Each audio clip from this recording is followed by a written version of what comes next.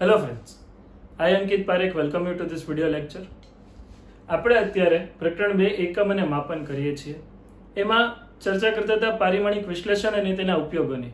તો આજે જે છે એમાં ટેક્સ્ટ બુક આધારિત અને અમુક કોમ્પિટિટિવ એક્ઝામ્સમાં પૂછાયેલા ન્યુમેરિકલ્સ આપણે જોઈ લઈએ. તો પહેલો ન્યુમેરિકલ જે છે એ હું વાંચું છું અત્યારે. અલગ છે, જુઓ તમે, સાંભળજો ધ્યાનથી. મેં કીધું છે કે ઉષ્મા અથવા ઉર્જાનો એકમ કેલેરી છે. તે લગભગ 4.2 જૂલ બરાબર છે. 1 જૂલ બરાબર 1 કેજી મીટર સ્ક્વેર પ્રતિ સેકન્ડ સ્ક્વેર છે. ધારો કે એકની એક નવી પ્રણાલીનો ઉપયોગ કરીએ ધારો કે એકમોની એક નવી પ્રણાલીનો ઉપયોગ કરીએ કે જેમાં દળનો એકમ a કેજી, લંબાઈનો એકમ બીટા મીટર અને સમયનો એકમ ગામા સેકન્ડ હોય, તો દર્શાવો કે નવા એકમોના સંદર્ભે કેલેરીનું માન α⁻⁻1 β⁻2 અને γ⁻2 +2 છે. બરાબર, જોઈએ પ્રશ્ન સમજો. શું કીધું છે? તો કે 1 કેલરી, આ જે છે ઈ 1 કેલરી જે છે ઈ સીજીએસ એકમ છે, પણ આને આપણે પ્રેક્ટિકલ એકમ પણ કહી શકીએ. ઈ છે 4.2 જૂલ. બરાબર, જૂલ એસઆઈ એકમ છે ઉર્જાનો, કેલરી સીજીએસ એકમ છે, પણ આપણે એનો પ્રેક્ટિકલ યુનિટ વ્યવહારમાં મુખ્યત્વે કેલરીનો ઉપયોગ થતો હોય છે. તો જૂલ બરાબર લખી નાખીએ 4.2 જૂલ એટલે 1 જૂલ બરાબર 1 કેજી, પછી અહીંયા મીટર સ્ક્વેર પ્રતિ સેકન્ડ સ્ક્વેર. યાદ કરી લે, m1 l2 t - 2. હવે શું કીધું છે? તો કે દળનો નવો એકમ આલ્ફા છે. એટલે કે હવે નવો એકમ આપણે લખી શકીએ આલ્ફા કેજી. એકમ એટલે યુનિટ. બરાબર, એવી જ રીતે લંબાઈનો નવો એકમ શું થાય? લંબાઈનો નવો એકમ રકમમાં કીધું છે બીટા કેજી, બીટા મીટર, અને સમયનો નવો એકમ ઈ થશે ગામા સેકન્ડ. આ આલ્ફા બીટા ગામા છે. ઓકે, હવે એકમનો અર્થ સમજો. 1 યુનિટ એટલે આપણે આવું લખી શકીએ આના ઉપરથી કે જો એકમ બરાબર, ધ્યાનથી સમજજો, દળ એકમ બરાબર સિમ્પલ ત્રિરાશિ છે. આલ્ફા કેજી બરાબર દળ એકમ 1, એકમ એટલે 1. તેથી આલ્ફા બરાબર, તેથી 1 કેજી બરાબર 1/α. તેથી 1 કેજી બરાબર શું થશે? 1/α. આ જ રીતે 1 મીટર બરાબર 1/β અને 1 સેકન્ડ બરાબર 1/γ.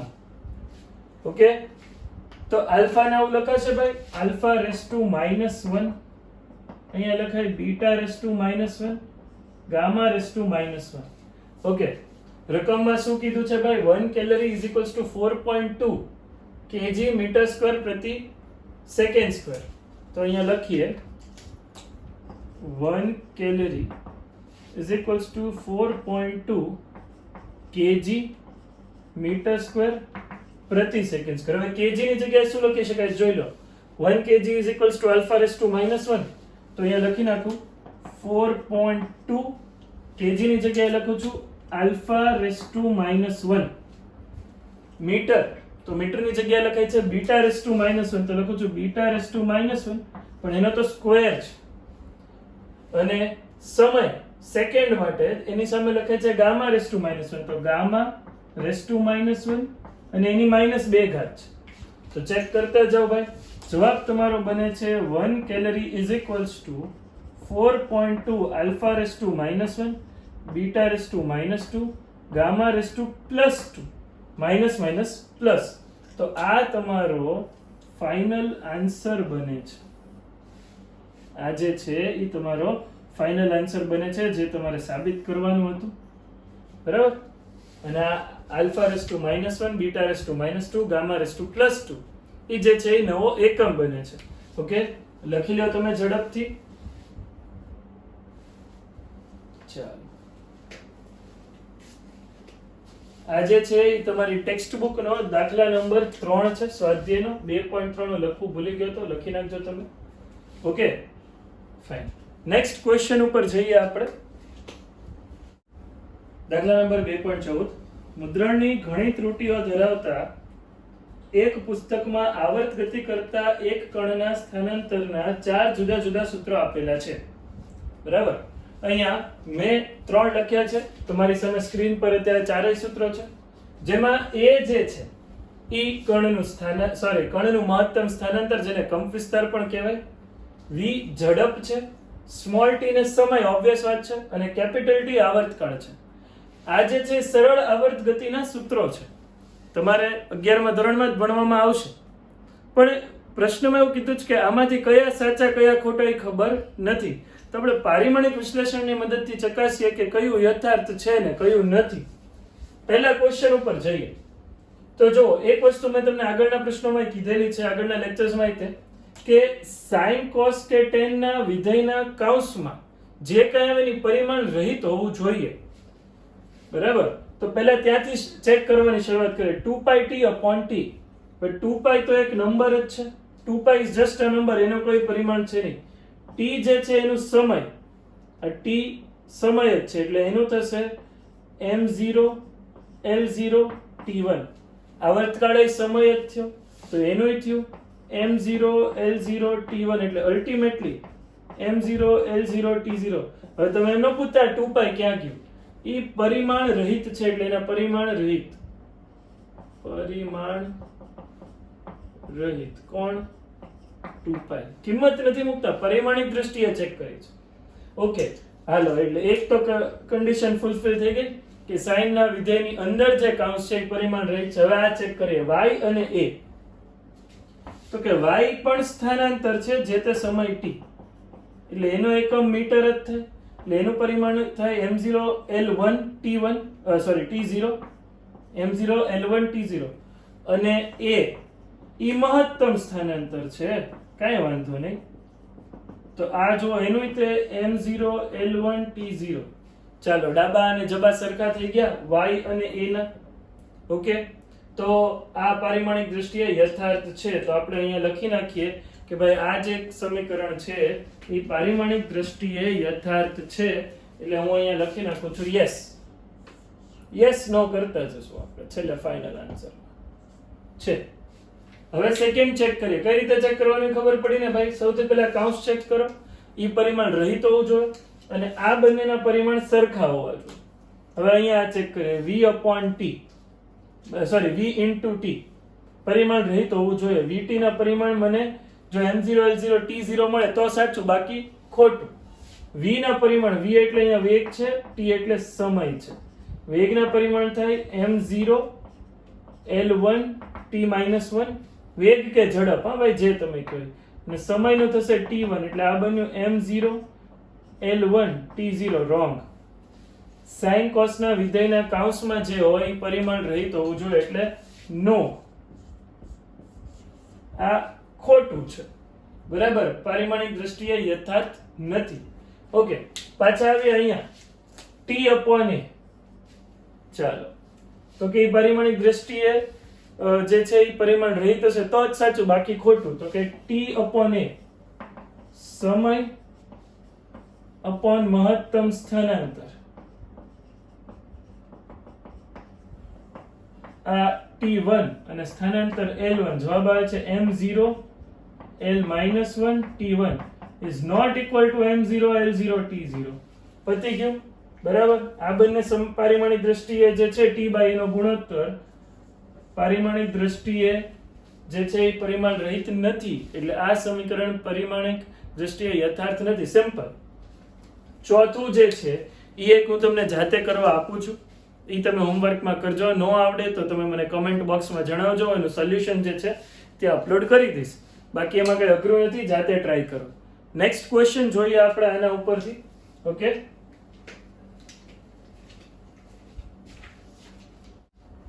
દાખલા નંબર 2.15 વાંચું છું. એક વિદ્યાર્થી ભૌતિક વિજ્ઞાનમાં પ્રચલિત એવા કણના ચલિત દળ મૂવિંગ માસ m અને સ્થિર દળ m0 તથા કણના વેગ v અને પ્રકાશની ઝડપ c વચ્ચેના સંબંધને લગભગ સાચો યાદ રાખીને લખે છે, પરંતુ અચળાંક c ને ક્યાં મૂકવો તે ભૂલી જાય છે અને જે પ્રમાણે એમાં લખ્યું છે m બરાબર m0 upon 1 minus v square raised to 1/2 લખે છે. અનુમાન કરો c ને ક્યાં મૂકવો જોઈએ. પ્રશ્ન સમજજો ભાઈ. m જે છે ઈ દળ છે, કયું તો કે મૂવિંગ માસ,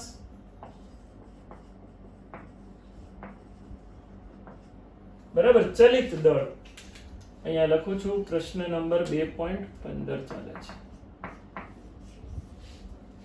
m0 તો કે m0 સ્થિત દળ છે, v વેગ છે અને c પ્રકાશનો વેગ છે, પ્રકાશની ઝડપ, આ કણની ઝડપ કે કણનો વેગ કે વેગ જે હોય અને પ્રકાશની ઝડપ કે પ્રકાશનો વેગ. હવે જો સમજો સૂત્ર કંઈક આવું બને છે m બરાબર m0 1 minus v square raised to 1/2. હવે એને c ક્યાં મૂકવાનું, c ની કિંમત ક્યાં મૂકવાની એ ખબર નથી. આપણે પારિમાણિક દ્રષ્ટિએ ચેક કરીએ તો એક તો બહુ સિમ્પલ વસ્તુ છે કે આ પણ દળ છે અને આ પણ દળ છે. એટલે જો તમારે સમીકરણને પારિમાણિક દ્રષ્ટિએ યથાર્થ બનાવવું હોય તો આ બંને તો સામસામે એકમો કેન્સલ જ થવાના છે. તો એનો છેદ જે બને એ કમ્પલસરી એકમ રહિત હોવો જોઈએ. કેમ ભાઈ? આ દળ આ પણ દળ, જો આ બંને કેન્સલ થઈ જતા હોય તો જે ભાગ વધે એ એકમ રહિત હોવો જોઈએ. એટલે હું લખું 1 minus v square એકમ રહિત બનવું જોઈએ. હવે યાદ કરો લાસ્ટ લેક્ચરમાં કર્યું હતું કે જ્યારે બે ભૌતિક રાશિઓ ના સરવાળા કે બાદબાકી હોય ત્યારે એના એકમો, એના પરિમાણ કમ્પલસરી સરખા હોય તો જ આ શક્ય છે.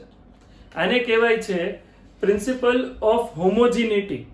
સરવાળા, બાદબાકી કે ઇક્વાલિટી સરખા હોય, સમતા અસમતા જેને તમે કહો છો, તો જ સરખાવી શકાય જો બંનેના એકમો અને પારિમાણિક સૂત્રો જે છે, પારિમાણિક સમીકરણ સરખા બને.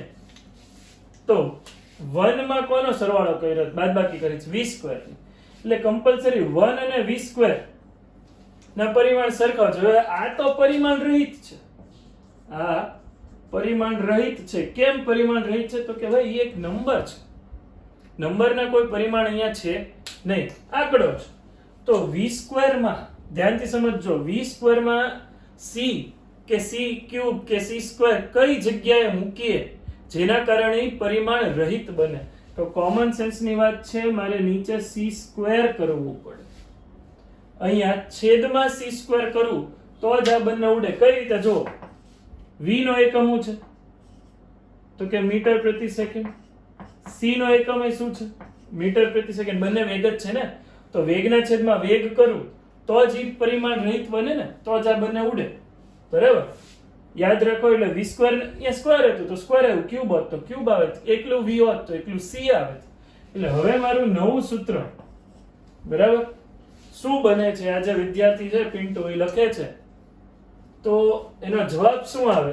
તો કે એનો જવાબ આવો બને m બરાબર m0 1 minus v square upon c square raised to 1/2. જો અહીંયા એને c સ્ક્વેર મૂકવું જોઈએ. v upon c વેગ upon વેગ કટ થઈ જશે, પરિમાણ રહિત બનશે, નીચે આંકડો બનશે ને દળ દળ સામસામે આવી જશે. રાઈટ? તો આ પણ પારિમાણિક વિશ્લેષણનો એક ઉપયોગ જ થયો. ઓકે, નેક્સ્ટ ક્વેશ્ચન ઉપર આપણે જઈએ.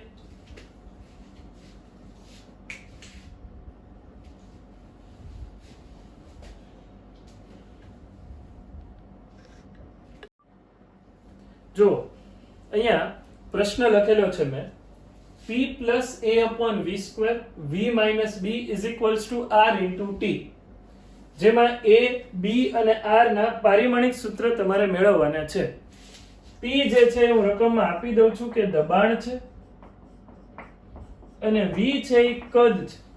આ સૂત્ર તમારે આગળ ભવિષ્યમાં ભણવાનું પણ આવશે, પણ અત્યારે તમારે સૂત્ર કે પ્રશ્ન યાદ રાખવાનો નથી. તમારે ફોકસ કરવાનું છે પારિમાણિક વિશ્લેષણ ઉપર. તો કે ભાઈ દબાણ અને કદ ની મને જરૂર પડશે. પાછું યાદ કરાવું હું તમને, બરાબર? આપણો કોન્સેપ્ટ શું છે?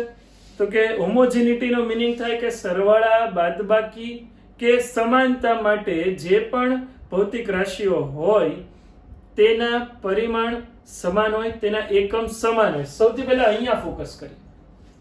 બે પદ મને દેખાય છે. કયા બે પદ? આ સમીકરણ પારિમાણિક દ્રષ્ટિએ યથાર્થ છે, એના ઉપરથી જ શોધવાનું છે. તો કે એક તો આ p અને એક આખું પદ a/v². તો હું કહી શકું p ના પરિમાણ બરાબર a/v² ના પરિમાણ. બરાબર? ચાલો, તો મૂળ p એટલે શું છે? દબાણ. દબાણ એટલે યાદ કરો ભાઈ, બળ છેદમાં ક્ષેત્રફળ. નો યાદ હોય તો દરેક લેક્ચરમાં હું તારું છું. આ બળ છેદમાં ક્ષેત્રફળ, બળનું થશે m1 L1 t-2. આ L2 ઉપર જશે તો લખી શકું m1 L-1 t-2. બરાબર? હવે a ના પરિમાણ તો શોધવાના છે, અને કદ v એટલે કદ L3.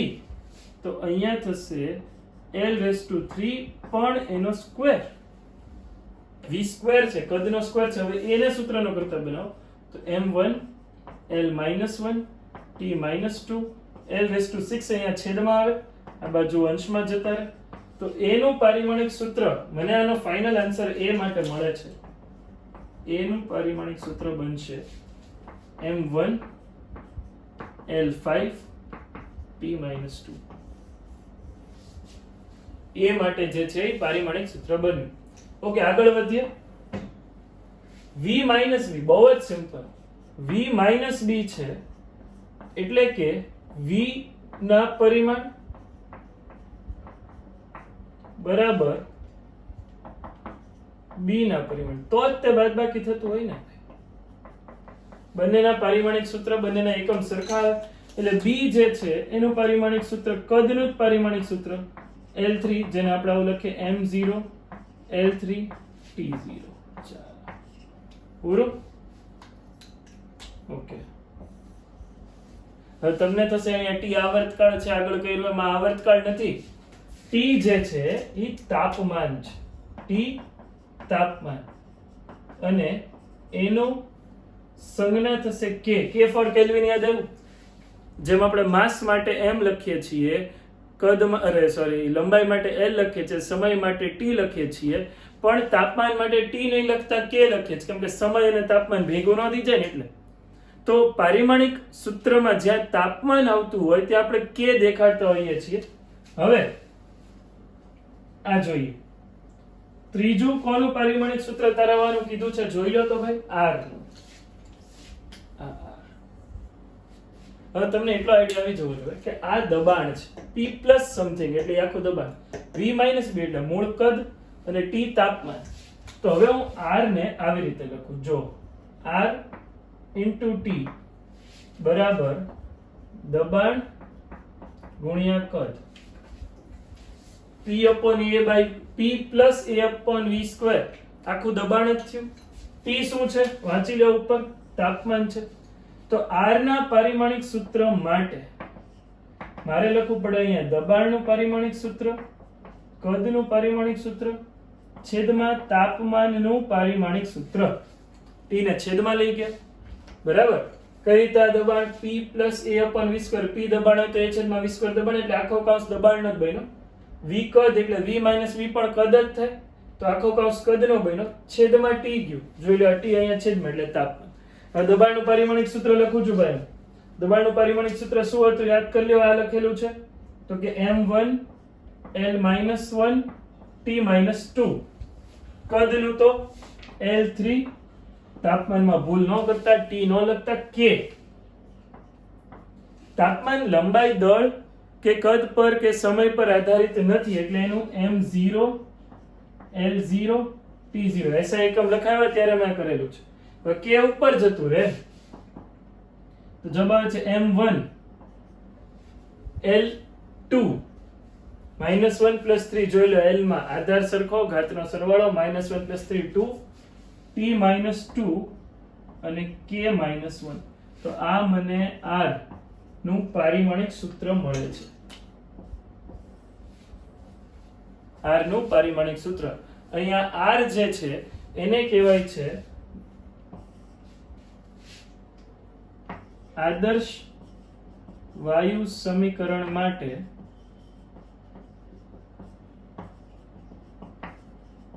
સાર્વત્રિક અચળાંક. બરાબર, r ને કહેવાય છે આદર્શ વાયુ સમીકરણ માટે સાર્વત્રિક અચળાંક. આગળ ઉપર તમે ભણશો તે એની કિંમત જે છે એ 8.314 જૂલ પ્રતિ કેલ્વિન પ્રતિ મોલ થશે.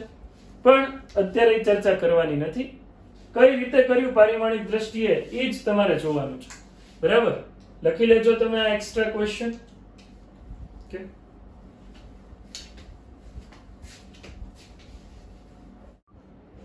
જો હવે આપણે જે છે એ એક નવો પ્રશ્ન કરીએ. એમાં શું કીધું છે મેં અહીંયા લખી દીધો છે, પ્રશ્ન વાંચીએ.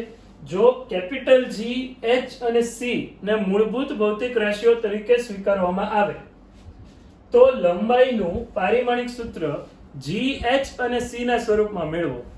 G શું છે? તો કે G છે એ ગુરુત્વાકર્ષણનો સાર્વત્રિક અચળાંક છે, H પ્લાન્કનો અચળાંક છે અને C જે છે એ છે પ્રકાશનો વેગ. G, H અને C ના જો પારિમાણિક સૂત્ર તમને યાદ ન હોય તો યાદ રાખી લેજો, વારંવાર ઉપયોગ થતા રહેશે.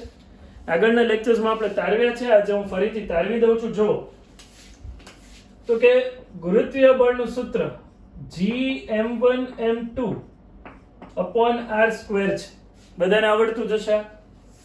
તેથી G બરાબર F r² m1m2. Okay, F એટલે ન્યૂટન થઈ જશે બળ, તો એનું પારિમાણિક સૂત્ર લખું છું m1 L1 t - 2.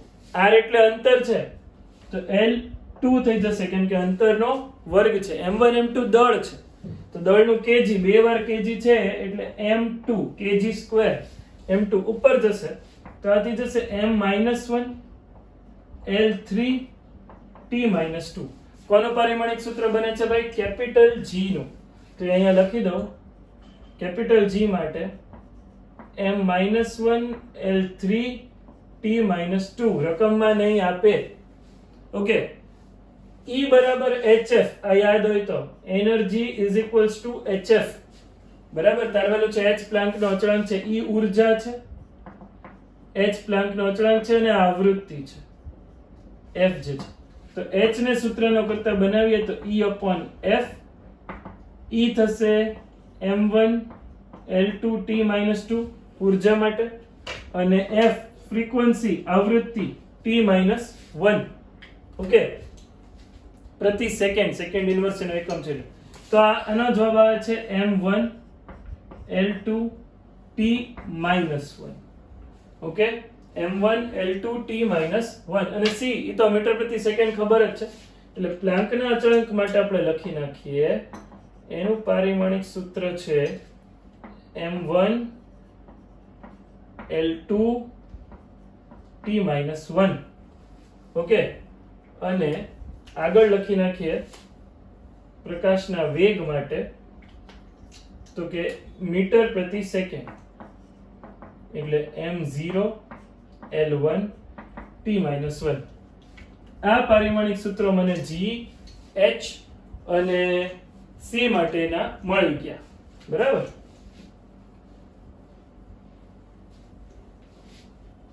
હજી દાખલો તો શરૂ જ નથી થયો. આ તો હજી આપણું રફ કામ હતું, ડેટા ભેગો કર્યો. બરાબર, કઈ રીતે કરવું એવું હોય તો તમે હજી એકવાર લખી લેજો ક્લાસ નોટ્સમાં. ચાલો, હવે L નો G, H અને C સાથેનો સંબંધ મેળવવો છે. તો L આધાર રાખે છે, ચલે છે G, H, C. ધારો કે G ની કેટલી ઘાત? તો કે G ની a ઘાત, H ની b ઘાત અને C ની c ઘાત. આ ABC છે ને તો અહીંયા XYZ લઈએ. શું ફેર પડે? XYZ એટલે કન્ફ્યુઝન ન થાય. ચાલો, તો હવે L ચલે છે એની નિશાની દૂર કરવી હોય તો આપણે શું લખીએ? Is equals two k. યાદ હશે તમને k પરિમાણ રહિત છે. L નું પરિમાણિક સૂત્ર m0 L1 T0 k m0 L0 T0. g નું પરિમાણિક સૂત્ર છે તે જુઓ. g નું પરિમાણિક સૂત્ર છે m-1 L3 T-2. h નું પરિમાણિક સૂત્ર છે m1 L2 T-1 અને c નું પરિમાણિક સૂત્ર છે m0 L1 T-1. ઓકે, તો આની માથે ઘાત આવશે x, આની માથે ઘાત આવશે y અને આની માથે ઘાત આવશે z. ઓકે, તો x, y અને z શોધી લઈએ તો આપણને L, G, H અને C નો સંબંધ મળી જશે. અહીંયા L1 જ રાખું છું, આ M0 L1 T0 જ રાખું છું ડાબી બાજુ. જમણી બાજુ જે છે એ બધું સોલ્વ કરીએ. M0 L1 T0 is equals two, આ કોઈ લખવાનો મતલબ જ નથી. હવે આ x કોની કોને લાગશે જુઓ, તો કે આ x લાગશે આને પણ, આને પણ અને આને પણ, બરાબર? એટલે કે આ t ને લખું છું અહીંયા m raised to -x L raised to 3x અને t raised to -2x. Okay, એવી જ રીતે આ y ત્રણેય, તો કે m raised to y L raised to 2y અને t raised to -y. અને એવી જ રીતે z, આ તો m0 જ છે એટલે લખવાનું નથી, z ગુણ્યા 0, બરાબર? z 0 L નું z એકા z અને t -z. ચાલો, હવે m, l અને t ત્રણે ત્રણ જે છે સમાન, બરાબર? જેના m વાળા પદ સાથે રાખીએ, l વાળા પદ સાથે રાખીએ, t વાળા પદ સાથે રાખીએ. ઓકે, કરી નાખીએ. m -x પ્લસ y, પછી કઈ લખવાનું નથી, l 3x plus 2y plus z અને t -2x -y -z, t -2x -y -z, બરાબર છે? તો m છે, l છે, t છે, જોઈ લઈએ, એકવાર ચેક કરી લઈએ, બાકી કઈ નથી રહેતું ને. -x okay 0 plus 3x plus 2y અને l નું પ્લસ z, t ની માથે -2x, t ની માથે -y -z. ત્રણ સમીકરણ જે છે અહીંથી ક્રિએટ થઈ જાય છે m0 L1 T0. તો -x + y બરાબર 0 અહીંયા સરખાવતા જઈએ. આગળ પણ આપણે આવા દાખલાઓ કરેલા છે. -x + y = 0. આ પહેલું સમીકરણ બની ગયું, બરાબર? પછી એવી રીતે 3x + 2y + z, 3x + 2y + z = 1. અને last -2x - y - z, -2x - y - z = 0.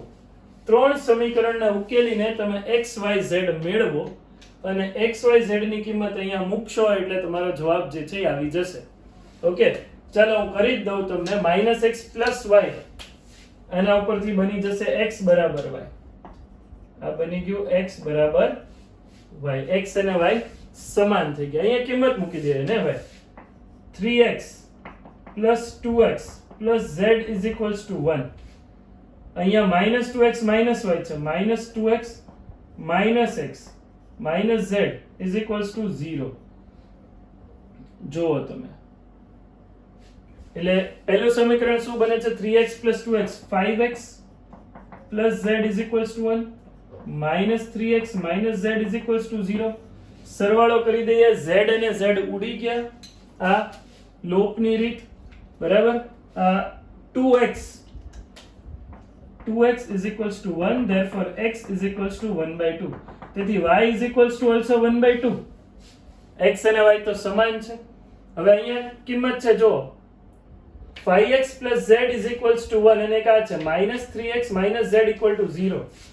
આમાં બીજા વાળામાં કિંમત મૂકીએ તો કે -3x - z = 0, તેથી z બરાબર -3x, x બરાબર 1/2 છે તો -3 * 1/2, તેથી x બરાબર z બરાબર -3/2 થઈ જશે.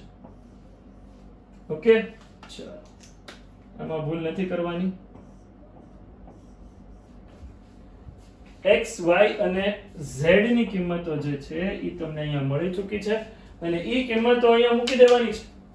તો હવે તમારો આન્સર આવશે l બરાબર k, g raise to x નું હતું 1/2, h રેઝ ટુ 1/2 અને c -3/2. આ જે બને છે એ તમારો ફાઇનલ આન્સર બન્યો.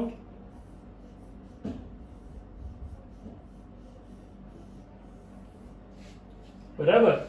તો આ l નું સૂત્ર, લંબાઈનું સૂત્ર તમને મળે છે gh અને c ના સ્વરૂપમાં. આગળ પણ આપણે આવા દાખલાઓ કર્યા છે, તો આ તમે નોટ ડાઉન કરી લેજો.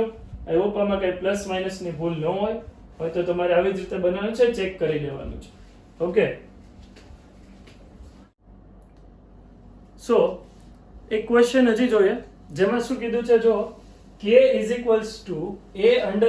/ x + b, જ્યાં k ગતિ ઉર્જા છે, x અંતર છે, a અને b અચળાંક છે. આપણે a અને b ના પારિમાણિક સૂત્ર મેળવવાના છે.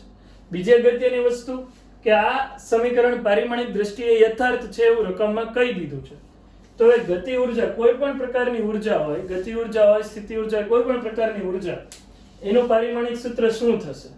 તો કે આનું પારિમાણિક સૂત્ર થશે m1l2t-2. અહીંથી ચેક કરીએ. સૌથી પહેલા x અને b માટે, x + b બંને સરવાળા તરીકે છે, તો પાછું બરાબર આપણો રિલેશન ઓફ હોમોજિનિટી વિચારીએ, સમરૂપતા, કે જે સરવાળો હોય કે બાદબાકી હોય તો એના એકમો સમાન જ હોવાના છે. અહીં x + b હોવાથી b નું પરિમાણ કોના જેટલું થશે? x ના પરિમાણ જેટલું થશે. બરાબર. હવે x ના પરિમાણ જુઓ તો તમે શું છે અહીંયા, તો કે x ના પરિમાણ જે છે એ આપણને આપેલા છે અંતર સ્થાનાંતર એનું થાય મીટર, જે થઈ ગયું m0 l1 t0. ઓકે, હવે k માટે આપણે a માટે આપણે ચેક કરવાનું છે. તો અહીંયા a ના સૂત્રનો કરતા બનાવો, તો a ના સૂત્રનો કરતા બનાવો તો k x + b / √x. બરાબર, આવું થાય છે. હવે જો કિંમતો નથી શોધતા, આપણે સમજતા જઈએ કઈ વસ્તુ શું છે. તો કે આ ગતિ ઉર્જા છે, x + b અંતર છે અને √x પણ અંતર છે, x અંતર છે, એની 1/2 ઘાત √. એટલે હું અહીંયા લખું કે a ના પરિમાણ, a નું પારિમાણિક સૂત્ર મારે શોધવું હોય તો શું થશે? તો કે અહીંયા અંશમાં ગતિ ઉર્જા, એનું પારિમાણિક સૂત્ર લખીશ, અહીંયા લખીશ અંતર અને છેદમાં લખીશ અંતર એની 1/2 ઘાત. ઓકે, તો અહીંયા તો અંતરની 1 ઘાત છે ને, છેદમાં અંતરની 1/2 ઘાત. આ b કટ નથી કર્યા, હું એકમો સેટ કરું છું. તો આ થઈ જશે ગતિ ઉર્જા m1 l2 t-2, અંતર l1 અને અહીંયા l ની 1/2 ઉપર જશે તો જવાબ આવી જશે m1, આ l3 છે, જો 2 + 1 3, ઉપર ગયું -1/2 t⁻², તો આ જવાબ આવી ગયો છે 3 × 6 = 1 5. તો આ થઈ ગયું m1 l5/2 t-2. તો એ માટે પારિમાણિક સૂત્ર તમને આવું કંઈક મળે છે. આ એ માટેનું પારિમાણિક સૂત્ર જે છે એ આપણને મળ્યું. બરાબર. ઓકે, એક પ્રશ્ન ઉમેર. આમાં તમને એવું પૂછે, ધ્યાનથી સમજજો, આમાં પ્રશ્ન ઉમેરો છો, એડ ઓન કરીએ. AB નું પારિમાણિક સૂત્ર મેળવો. હવે મેથડ તો આ જ થાત ને. એ બી એટલે એ અને બી ના ગુણાકારનું. તો એ મેળવી લીધું છે આપણે, બી પણ મળી ગયેલું જ છે. તો એનું પારિમાણિક સૂત્ર શું થશે? અહીંયા એ બી નું પારિમાણિક સૂત્ર કાઈ નહીં ને ભાઈ, એમાં ક્યાં કઈ અઘરું છે, બંનેના પારિમાણિક સૂત્ર ગુણી નાખો. એનું પારિમાણિક સૂત્ર આવ્યું m1 l/5/2 t⁻⁻1 અને b નું પારિમાણિક સૂત્ર l1 જ થયું ને ખાલી, બરાબર, ઇન્ટુ l1. તો આ થઈ જશે m1 l 5/2 + 1 t⁻², છે સોરી પ્રિન્ટિંગ મિસ્ટેક, t⁻². તો 5/2 + 1 એટલે 7/2 થઈ ગયું. Final answer m1 l 7/2 t⁻². તો આ તમારો જે છે એ આ એડ ઓન ક્વેશ્ચન નો આન્સર આવ્યો કે a b ના પારિમાણિક સૂત્ર જમણો. તો આમાં કઈ અઘરું છે જ નહીં ને, a ને b ગોતી નાખો, એનું મલ્ટીપ્લિકેશન કરી નાખો, ગુણાકાર કરી નાખો અને જે આવે છે એ તમારો જવાબ છે. તો આ વસ્તુ જે છે એ આપણે પારિમાણિક વિશ્લેષણની મદદથી તારવી. 2 કે 3 ક્વેશ્ચન હું તમને અત્યારે હોમવર્કમાં આપું છું જે તમારે જાતે કરવાના છે, બરાબર. આ હું રબ કરી દઉં છું. 3 ક્વેશ્ચન તમારે જે છે એ જાતે કરવાના છે આના આધારિત. તો કે ફર્સ્ટ ઈ થશે E બરાબર a/d³ પ્લસ b, જ્યાં d એ ઘનતા અને E ઉર્જા છે, બરાબર. d એ ઘનતા અને E શું છે? ઉર્જા છે. તો ઘનતાનું પારિમાણિક સૂત્ર આવડે છે, E નું પારિમાણિક સૂત્ર આવડે છે. તમારે a b અને a/b નું પારિમાણિક સૂત્ર મેળવવું, બરાબર. પહેલો પ્રશ્ન. બીજો પ્રશ્ન લખી દો. તો કે બીજા પ્રશ્નમાં આપણે લખીએ p બરાબર mv² upon x plus beta cube, x³ plus beta, જ્યાં p પાવર છે, m દળ છે, v વેગ છે અને x સ્થાનાંતર છે.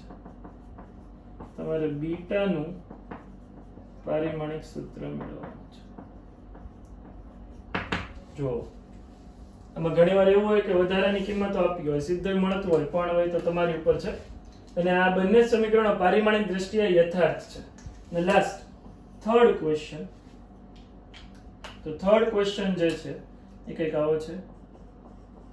પાવર બરાબર ρ into a into v³ માં ρ ઘનતા છે, v વેગ છે, એ ખબર નથી, એનું પાસું મેળવવાનું છે, બરાબર. એ જે છે એનું પારિમાણિક સૂત્ર તમારે જે છે એ તારવવાનું છે. ρ ઘનતા છે, v વેગ છે, એનું પારિમાણિક સૂત્ર તારવવાનું છે. p ફોર પાવર, બરાબર. બધા જ સમીકરણ પારિમાણિક દ્રષ્ટિએ યથાર્થ છે. તો આજના લેક્ચરમાં આટલું રાખીએ છીએ. આઈ હોપ તમે હોમવર્ક કરી લેશો અને એના બધા જ ક્વેશ્ચન્સ તમને આવડશે. નેક્સ્ટ લેક્ચરમાં આપણે અને બીજા ટોપિક વિશે ચર્ચા કરશું. ત્યાં સુધી stay home, stay safe. Thank you. By.